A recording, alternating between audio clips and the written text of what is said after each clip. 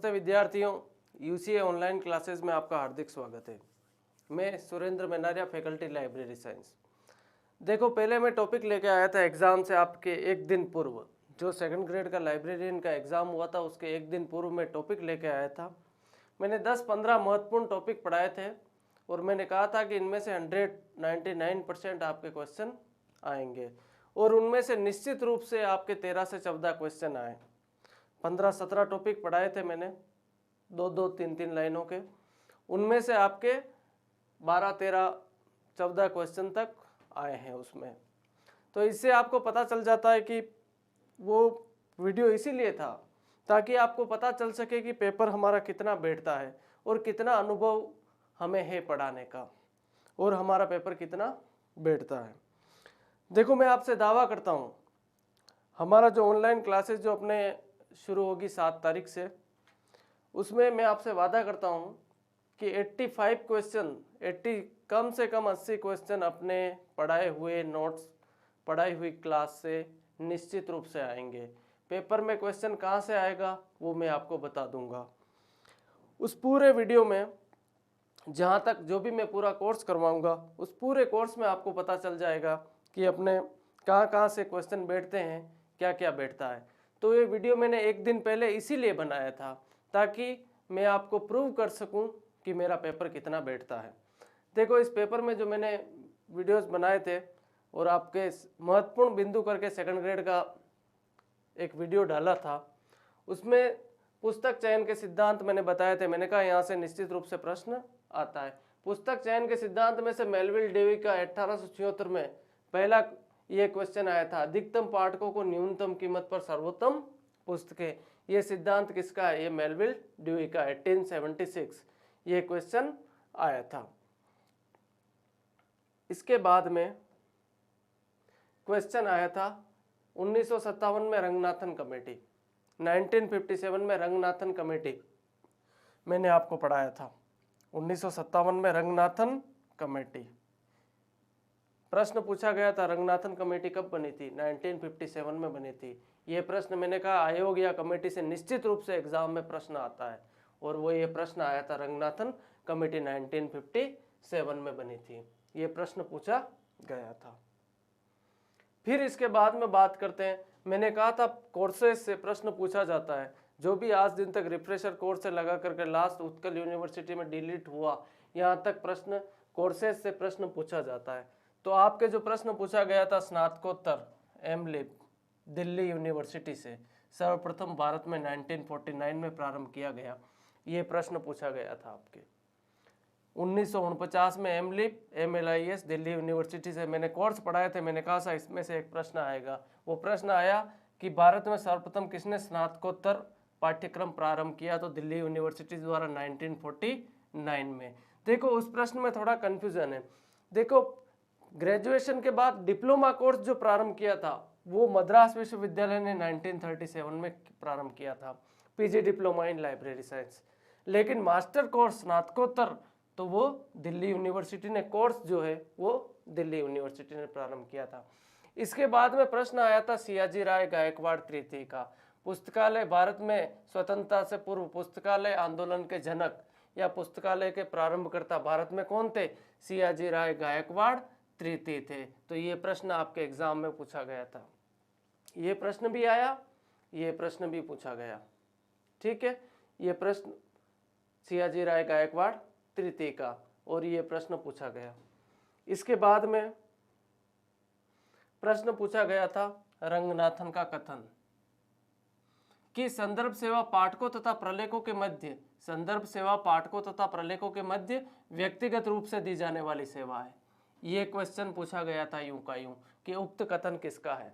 उक्त कथन किसका है? तो वो रंगनाथन का है। ये प्रश्न पूछा गया था। काउंट करते जाना आप क्वेश्चन, ठीक है। ये प्रश्न पूछा गया था। इसके बाद में प्रश्न पूछा गया था प्रबंध के सिद्धांत, यानी प्रिंसिपल ऑफ मैनेजमेंट। मैंने हिंदी में लिखा था, प्रबंध के 14 सिद्धांत दिए थे, यानी कि प्रिंसिपल ऑफ मैनेजमेंट।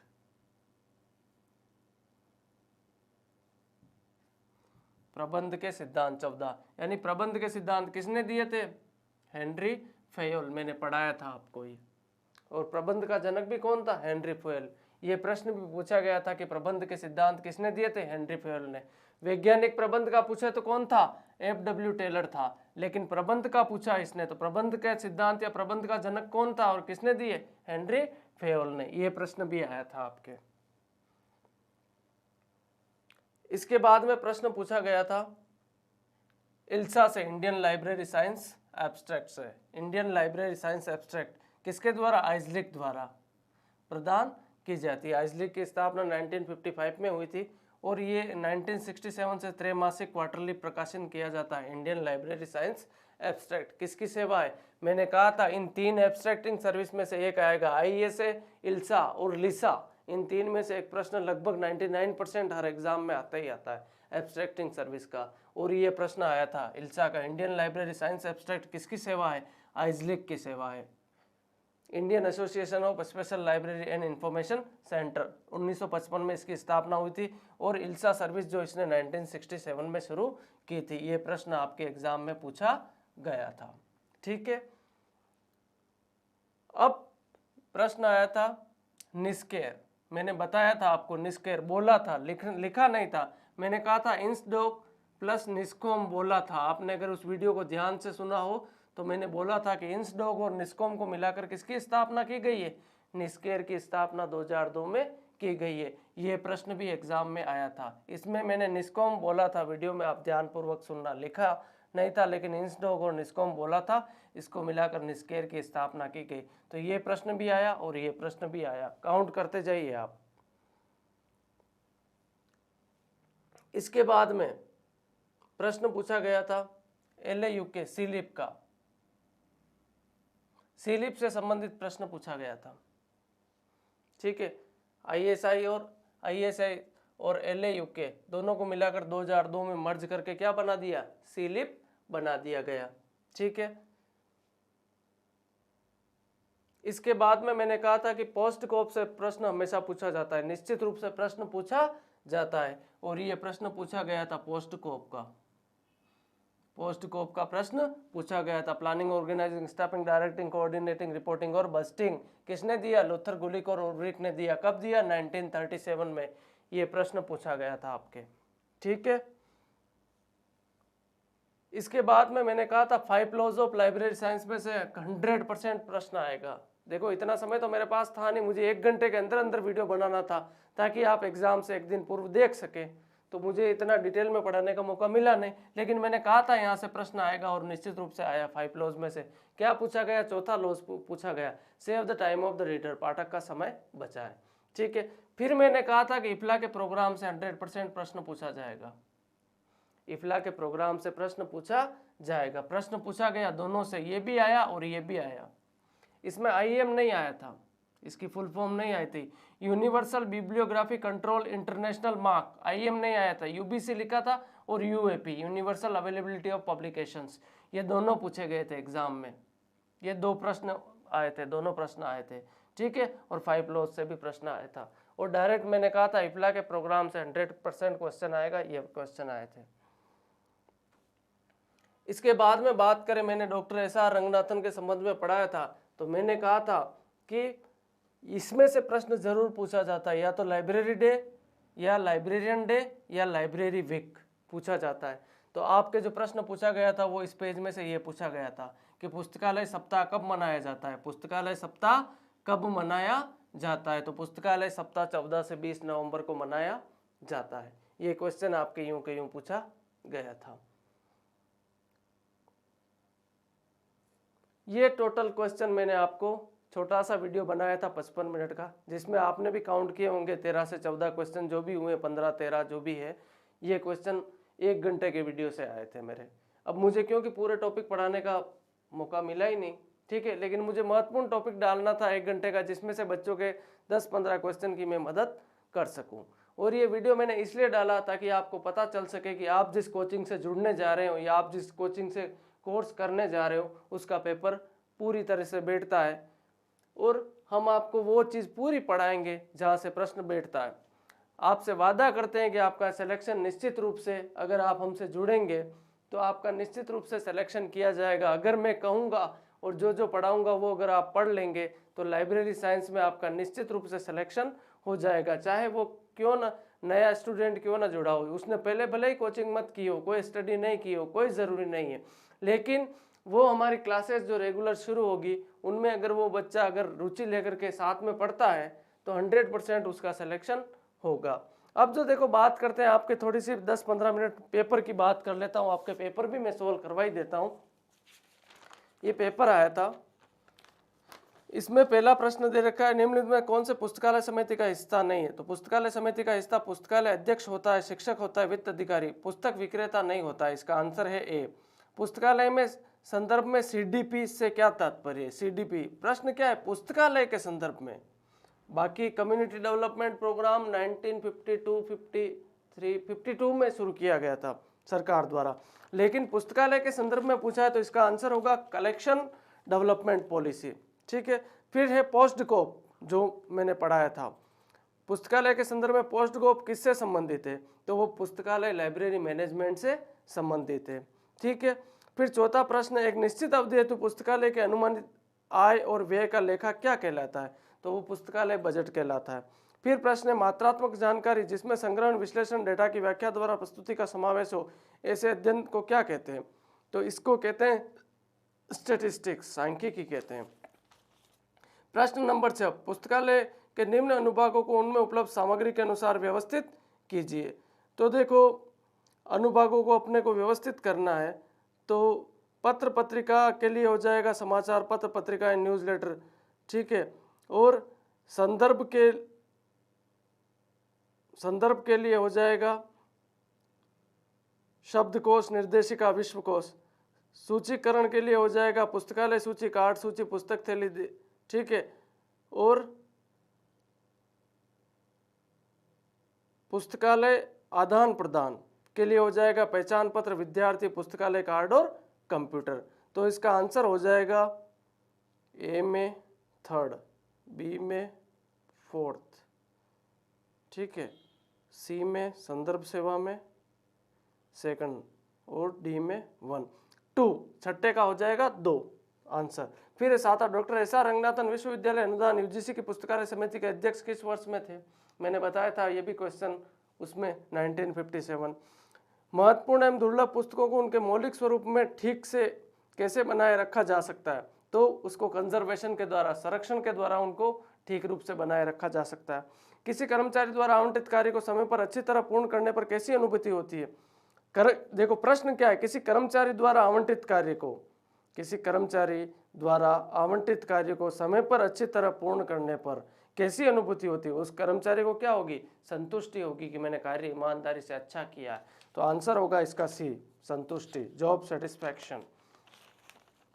फिर एक कृत्रिम बुद्धि, ठीक है, आर्टिफिशियल इंटेलिजेंस का प्रयोग करने वाले कंप्यूटर किस पीढ़ी में? 5वीं पीढ़ी में। फिर नेक्स्ट, आप पुस्तकालय इंटरनेट सेवा में www से क्या समझते हैं? World wide web. फिर है विनिसिस सॉफ्टवेयर को किसने विकसित किया? विनिसिस को यूनेस्को ने विकसित किया। इसका विंडोज वर्जन जो आया था, नेक्स्ट CDS IS सॉफ्टवेयर लेके आया था फर्स्ट में। फिर इसका विंडोज वर्जन जो आया था वो यूनेस्को द्वारा विनिसिस आया था। फिर है ISSN, देखो INB, ISSN, ISBN, ये यहाँ से प्रश्न भी आते ही आता है निश्चित रूप से। Indian national bibliography, Indian standard serial number, ठीक है, ये यहाँ से प्रश्न आता ही आता है। तो ISSN की फुल फॉर्म क्या है? International standard serial number. और international standard book number ISBN, और इंडियन नेशनल बिब्लियोग्राफी INB होता है। तो इसका ए आंसर सही है। निम्न में से कौन सा आउटपुट डिवाइस है? प्रिंटर आउटपुट है। कंप्यूटर हार्डवेयर निम्न में से किसके बिना कार्य नहीं कर सकता? सॉफ्टवेयर के बिना। ईमेल, यूजनेट, गोफर, WAIS सेवाएं क्या कहलाती है? ये सब इंटरनेट से जुड़ी हुई सेवाएं हैं। ठीक है, इसका आंसर ए है। TQM टोटल क्वालिटी मैनेजमेंट दिया गया था। टोटल क्वालिटी मैनेजमेंट इसकी फुल फॉर्म है। ऑप्टिकल फाइबर किससे निर्मित होता है? ये होता है फाइन ग्लास से, फाइन ग्लास स्टैंड से निर्मित। A answer. सोल क्या है? Software for university libraries, university विश्वविद्यालय पुस्तकालय के लिए विकसित किया गया, उसे सोल कहते हैं। निम्न में से किसमें अधिकतम मेमोरी स्टोरेज की क्षमता है? तो देखो, पहले तो होता है KB, MB, GB और फिर टीबी, तो टेराबाइट इसमें आंसर होगा, क्या होगा, टेराबाइट, टीबी। फिर है रेडियो फ्रीक्वेंसी आइडेंटिफिकेशन RFID तकनीक का प्रयोग पुस्तकालय में किस हेतु किया जाता है? ये किया जाता है सर्कुलेशन हेतु, परिसंचरण हेतु, RFID का तकनीक का प्रयोग। निम्नलिखित को उनसे संबंधित के अनुसार व्यवस्थित कीजिए, ठीक है। तो इसका आंसर होगा इनफ्लिपनेट जो है वो है सूचना और पुस्तकालय का नेटवर्क। फिर है डेलनेट, डेलनेट जो है वो डिजिटल सूचना के लिए है। फिर विनिसिस, विनिसिस है संसाधन सहभागिता। इम्प्रिंटिंग्स वो है मुक्त स्रोत सॉफ्टवेयर, तो इसका आंसर हो जाएगा थर्ड। फिर URL का पूर्ण रूप क्या है?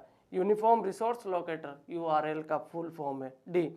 फिर है सार्वभौमिक ग्रंथ सूची नियंत्रण की धारणा किसके द्वारा प्रतिपादित की गई? ये वही मैंने जो पढ़ाया था, यूनिवर्सल बिब्लियोग्राफी कंट्रोल, UBCIM और होता है इसमें इंटरनेशनल मार्क, लेकिन इसने UBC पूछा है, कंसेप्ट पूछा है इसका। तो यूनिवर्सल बिब्लियोग्राफी कंट्रोल ये है किससे जुड़ा हुआ? इफ्ला से जुड़ा हुआ, international federation of library association and institution से जुड़ा हुआ है, ठीक है। विनिसिस क्या है? ये विनिसिस वही है, CDS IS का विंडोज वर्जन है, ठीक है। विनिसिस यूनेस्को का ही है, ठीक है, और उसका विंडोज वर्जन है, तो इसका आंसर है B, CDS IS Windows version, ठीक है, 25 का।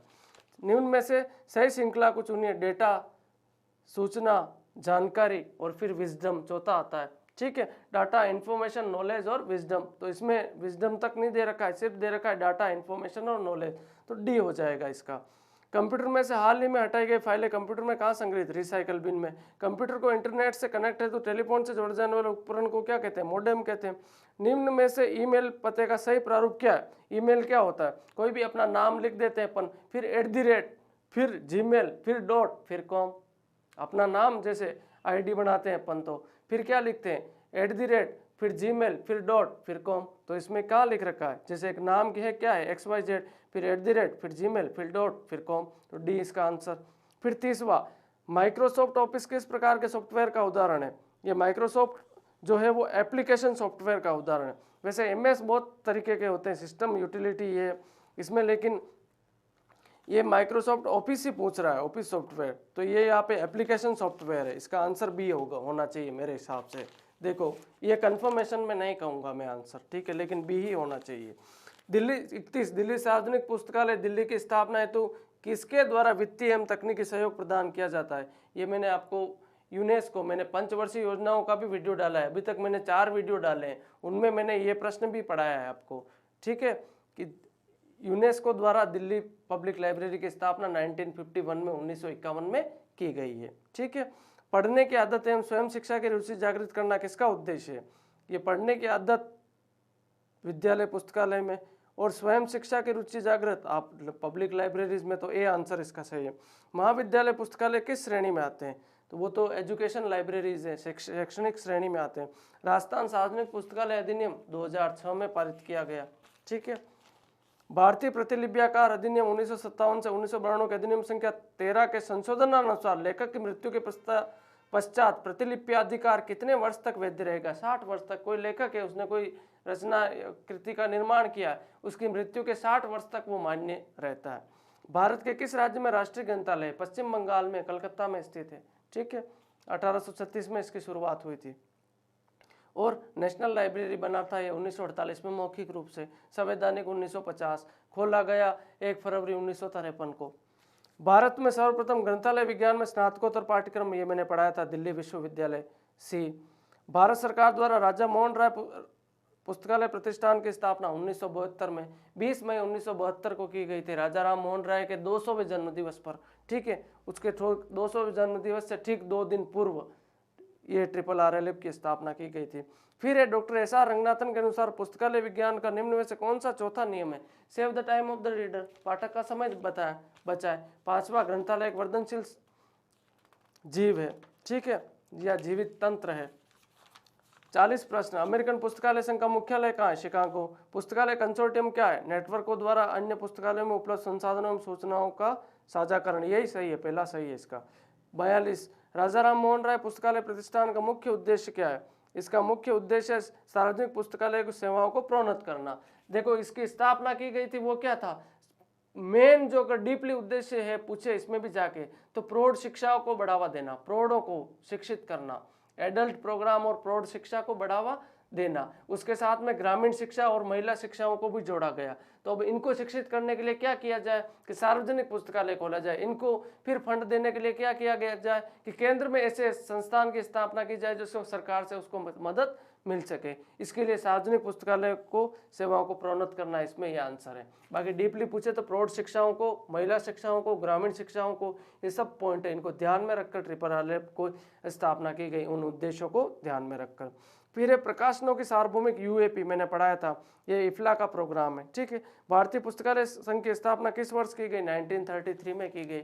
ठीक है, 12 सितंबर 1933 को। ठीक है, अधिवेशन हुआ था अखिल भारतीय पुस्तकालय। ठीक है, उस अधिवेशन में ए.ओ. थॉमस को इसका अध्यक्ष बनाया गया था। ठीक है, और सचिव के मसूदुल्लाह को बनाया गया था। प्रश्न 45 डिलीवरी ऑफ बुक्स आउट 1954 में, ये भी मैंने पंचवर्षीय योजना में पढ़ाया, आप वीडियो देखना। ठीक है, संशोधन इसमें 1956 में पत्र पत्रिकाओं को जोड़ा गया। स्वतंत्रता से पूर्व बड़ौदा राज्य में पुस्तकालय विकास है तो पुस्तकालय आंदोलन में किसका योगदान? ये सियाजी राय गायकवाड़ थी। भारत में, ये भी प्रश्न मैंने पढ़ाया था अभी, भारत में राष्ट्रीय पुस्तकालय सप्ताह कब मनाया जाता है? ये भी मैंने इंपॉर्टेंट उस 55 मिनट के वीडियो में डाला था, 14 से 20 नवंबर को। पुस्तकालय में पुस्तकों से संबंधित रिकॉर्ड किस पंजिका में उपलब्ध होता है? ये परिग्रहण पंजिका में, एक्सेशन रजिस्टर में अंकन होता है। ठीक है, एक्सेशन रजिस्टर से हमेशा प्रश्न आता है एग्जाम में। Sears list of subject heading में प्रयुक्त बीटी क्या दर्शाता है? बीटी दर block term, back term, back term, broader term को दर्शाता है। सी आंसर है ब्रॉडर टर्म। 50 राष्ट्रीय विज्ञान संचार सूचना स्रोत संस्थान निस्केर निम्न में से किन दो संस्थानों के? ये भी पढ़ाया था मैंने 55 मिनट के वीडियो। निस्कॉम और इंसडोक को मिलाकर के निस्केर की स्थापना कर दी गई थी। ठीक है, 51 मार्क 21 में टैग 260, 200 जो संबंधित है वो प्रकाशन की सूचना से संबंधित है। ठीक है, तो 200 किस में आ जाएगा? 260 प्रकाशन की सूचना। 52 किसी पुस्तक के बारे में मुख्य सूचना आप किस प्रविष्टि में प्राप्त करेंगे? मेन मुख्य प्रविष्टि में। द्विबिंदु वर्गीकरण के अनुसार ओ साहित्य में दिए गए पक्ष सूत्र में पी फेसेट किस पद को प्रदर्शित करता है? ये करता है भाषा को। सी आंसर सही है इसका, भाषा। फिर निम्न वर्गीकरण प्रणाली को उनके प्रथम प्रकाशित वर्षों के अनुसार दर्शाइए। ठीक है, तो निम्न वर्गीकरण प्रणाली को उनके, तो यूडीसी की स्थापना, यूडीसी की शुरुआत तो पहला संस्करण 1905 में प्रकाशित हुआ, लेकिन यूडीसी की क्या है? 1800 यूनिवर्सल डेसिमल क्लासिफिकेशन। ठीक है, ये 1895 में हो गई थी। और डीडीसी 1876 में हो गई थी। कोलन सिसिक वो 1933 में, और बिब्लियोग्राफिक वर्गीकरण ये 1935 में। तो इसका आंसर हो जाएगा बी, यानी कि 2। अब ये देखो, इसमें क्या है? 1895 दे रखा है, तो इसकी शुरुआत हुई थी इसके, तो 1895 में ब्रुसेल्स में, बेल्जियम में एक सम्मेलन का आयोजन किया गया था। उसी के तहत इसने डेविड से अनुमति प्राप्त करके इसमें संशोधन की मांगी थी डीडीसी में, और वहीं से यूडीसी की शुरुआत मानी जाती है। तो शुरुआत से संबंधित प्रश्न दे दिया, इसलिए 1895 डेट सही है इसमें। बाकी पहला संस्करण 1905 में प्रकाशित हुआ था। ठीक है, अब 55 पुस्तकों की प्रविष्टियों हेतु सूची कार्ड का मानक आकार क्या होता है? 12.5 x 7.5। ठीक है, या 5 x 3 इंच में पूछे तो, सेंटीमीटर में पूछे तो 12.5 x 7.5। अवधि 1987 से 2019 को द्विबिंदु वर्गीकरण पद्धति के अनुसार किस प्रकार प्रदर्शित करेंगे? N87 P19, ये सी सही है इसका, 56 का। फिर है 57 द्विबिंदु वर्गीकरण पद्धति में किस प्रकार के अंकन का प्रयोग किया जाता है? तो सीसी में जो होता है वो मिश्रित अंकन का प्रयोग होता है। ठीक है, डीडीसी में प्योर नोटेशन का होता है। ठीक है, इंडो अरेबिक नंबर ही होते हैं, और सीसी में होता है वो मिश्रित अंकन होते हैं। इंडो अरेबिक नंबर भी होते हैं, कैपिटल लेटर भी होते हैं, स्मॉल लेटर भी होते हैं, ग्रीक सिंबल भी होते हैं। ठीक है, फिर नेक्स्ट, किसी पुस्तक की वर्गांक संख्या क्या प्रदर्शित करती है? पुस्तक का सब्जेक्ट प्रदर्शित करती है, पुस्तक का विषय। डीडीसी वर्गीकरण का 21वां संस्करण कितने खंडों में आया? 4 खंडों में आया था। एशिया टूर में एक व्यावसायिक प्रकाशक द्वारा प्रकाशित क्रमिक प्रकाशन के लिए मुख्य प्रविष्टि निम्नानुसार होगी। निगमित निकाय शीर्षक, बी आंसर, 60 का बी आंसर सही है। 61 द्विबिंदु वर्गीकरण के अनुसार प्रधानमंत्री की जीवनी का वर्गांक बनाने के लिए किस पूर्ववर्ती सामान्य एकल में एंटीराइजिंग कॉमन आइसोलेट का प्रयोग, एसीआई जिसको कहते हैं अपन, ठीक है, किस किया जाता है? वो होता है Y7। श्रृंखला प्रक्रिया में किसी डॉक्यूमेंट की सब्जेक्ट हेडिंग को किससे बनाया जाता है?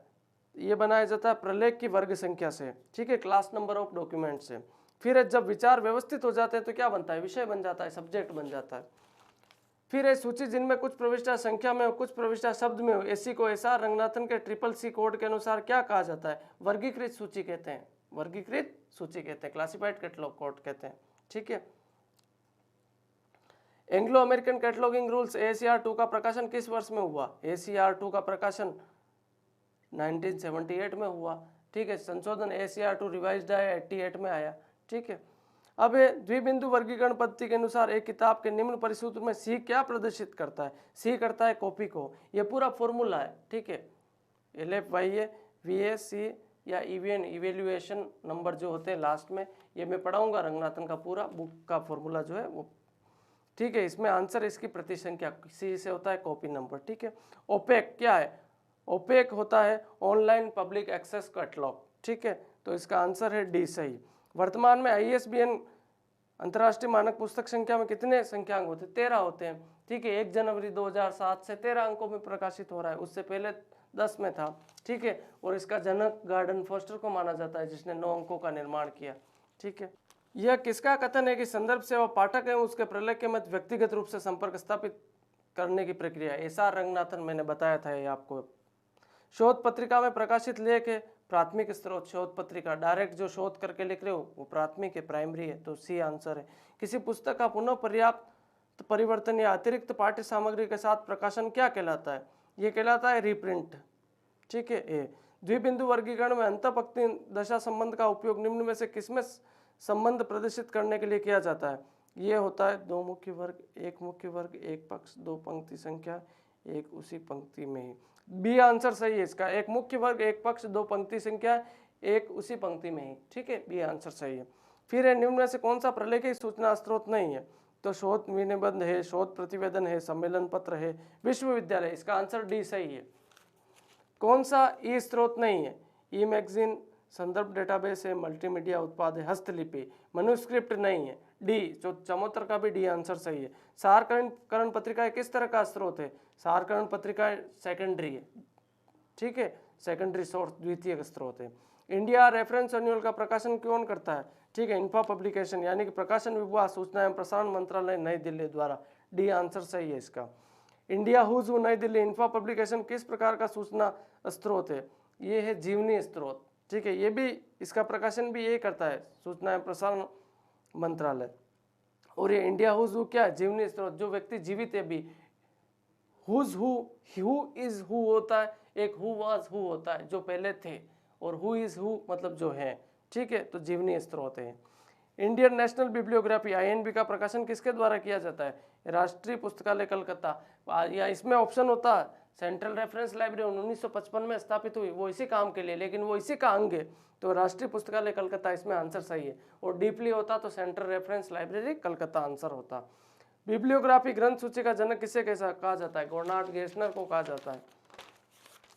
भारतीय पुस्तकालय विज्ञान सार कौन प्रकाशित करता है, ठीक है, इंडियन लाइब्रेरी साइंस एब्स्ट्रैक्ट, ठीक है, मैंने बताया था आपको, ठीक है, आइजलिक प्रकाशित करता है, ठीक है, ये भी मैंने बताया था इसमें 55 मिनट के वीडियो में जो एग्जाम से एक दिन पूर्व डाला था 1 तारीख को। पुस्तक के विषय का प्रतीकात्मक अनुवाद है, वर्ग संख्या, क्लास नंबर को कहते हैं, ठीक है।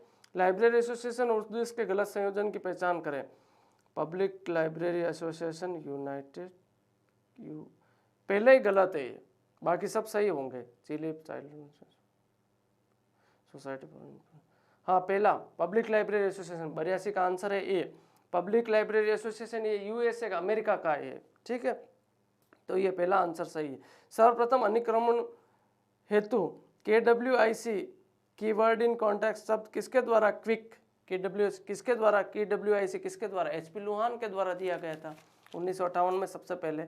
इनफ्लिपनेट किस देश के विश्वविद्यालय के पुस्तकालयों से संबंधित है, भारत है। इन्फॉर्मेशन लाइब्रेरी नेटवर्क 1991 में इसकी शुरुआत हुई थी और 1988 में इसकी स्थापना का निर्णय लिया गया था।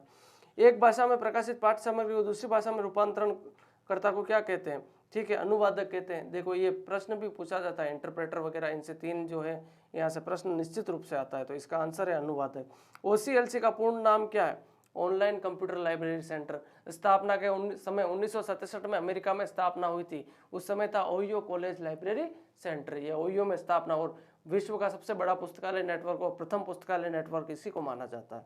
ठीक है, तो इसका आंसर है, अभी इसका नाम बदल के ऑनलाइन कंप्यूटर लाइब्रेरी सेंटर कर दिया गया। पेटेंट क्या है यानी एकस्व क्या है? यह है आविष्कारकर्ता और उत्पादनकर्ता के द्वारा, यानी आविष्कारकर्ता और सरकार के द्वारा जो एग्रीमेंट होता है ना, उसको एकस्व कहते हैं। इसका सी आंसर सही है। ठीक है। रेफरेटिवनी जुराल या जर्नल क्या होता है? ये सारकरण पत्रिका होती है। ठीक है। एब्स्ट्रैक्टिंग पीरियोडिकल होता है ये आंसर सही है। कैलिबर, कैलिबर किसका है? शिक्षा अनुसंधान पुस्तकालय शोषण कंज्यूमर किसके द्वारा आयोजित किया जाता है? इनफ्लिपनेट के द्वारा। कैलिबर इनफ्लिपनेट। ठीक है। राष्ट्रीय पुस्तक न्यास भारत सरकार के किस मंत्रालय के अंतर्गत कार्य करता है? यह मानव संसाधन एवं विकास मंत्रालय के अधीन। सेल्फ सूची का मुख्य रूप से क्या उपयोग है? स्टॉक सत्यापन, भंडार सत्यापन में सेल्फ लिस्टिंग का प्रयोग किया जाता है। ठीक है, क्योंकि वो निदानियों पे उसी के क्रम में व्यवस्थित होता है और सेल्फ लिस्ट में भी वही क्रम होता है। ठीक है, इसलिए सेल्फ सूची का वो उपयोग होता है, वो मैं पढ़ाऊंगा आपको आगे। ऐसी पुस्तकें जो महंगे दुर्लभ हो उनके लिए किस प्रकार की जिल्दबंदी का प्रयोग किया जाता है? मोरक्को जिल्दबंदी, कपड़े की पूर्ण चमड़े की।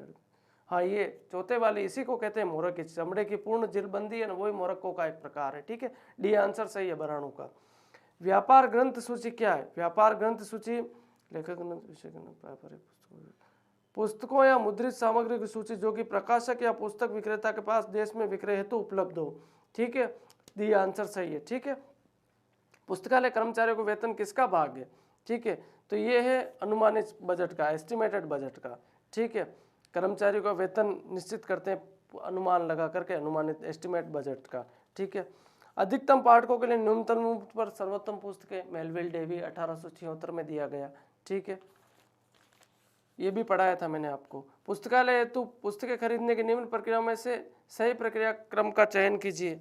सही प्रक्रिया, भुगतान प्रक्रिया, क्रय आदेश, पुस्तकों का चयन, पुस्तकों का सत्यापन। सबसे पहले होगा पुस्तकों का चयन करेंगे कौन कौन सी चाहिए, फिर अपन उसके खरीदने का आदेश देंगे। ठीक है, फिर अपन करेंगे पुस्तकों का आ जाएगी, फिर सत्यापन करेंगे उसकी। ठीक है, और फिर उसके करेंगे भुगतान प्रक्रिया, यानी कि 6 का 3 सी सही है। ठीक है। 97 चयनित मापदंडों के आधार पर पुस्तकालय से पुस्तकों का व्यवस्थित निष्कासन क्या कहलाता है? वीडिंग आउट कहलाता है, छटाई कहलाता है। ठीक है, छटाई कहलाता है। ये 5वें सूत्र से जुड़ा हुआ, और मैंने कहा था 5वें सूत्र से डीपली क्वेश्चन पूछा जाता है। ठीक है, उस वीडियो में 55 मिनट के एक दिन पहले डाला, उसमें मैंने बताया था आपको। प्रकाशकों द्वारा समय समय पर प्रकाशित की जाने वाली प्रकाशन सूचियां पुस्तकालय में किस कार्य हेतु उपयोगी है? ये पुस्तकों के चयन हेतु उपयोगी, बुक सिलेक्शन हेतु उपयोगी है। ठीक है। पुस्तकालय में पुस्तकालय शुल्क, दान, अक्षय निधि, जुर्माना राशि और राजकीय अनुदान से प्राप्त राशि स्रोत किससे संबंधित है? ये सारे संबंधित प्रदर्शन संचार, पुस्तकालय कोष, डी आंसर सही है, पुस्तकालय कोष से संबंधित है। किसने प्रबंधन के सिद्धांतों का वर्णन किया है? Melvil Dewey, F W. Lancaster, Henry Fayol और यूजिन गारफील्ड। तो किसने किया प्रबंध के सिद्धांत? हेनरी फेयल ने दिए। और वैज्ञानिक प्रबंध के साइंटिफिक मैनेजमेंट किसने दिया? टेलर साहब ने दिया, एफ.डब्ल्यू. टेलर। तो ये सारा आपका पेपर था। Thank you. अब आगे की क्लास में बात करेंगे अपन। आई होप आपको समझ में आएगा। आप जुड़ करके रहिए, निश्चित रूप से आपसे पक्का वादा करते हैं हम कि आपका सिलेक्शन करवा के रहेंगे, और हम जो पढ़ाएंगे उससे कुछ भी आपके बाहर नहीं आएगा, और जो बाहर आएगा फिर वो कोई भी नहीं कर पाएगा, ये भी पक्की बात है अपने। तो अधिक से अधिक जुड़े वो, और 1 तारीख को मैंने इसीलिए डाला वो 1 घंटे का, ताकि आपको पता चल सके कि हमारा कितना पेपर बैठता है। Thank you for being with us. ठीक है।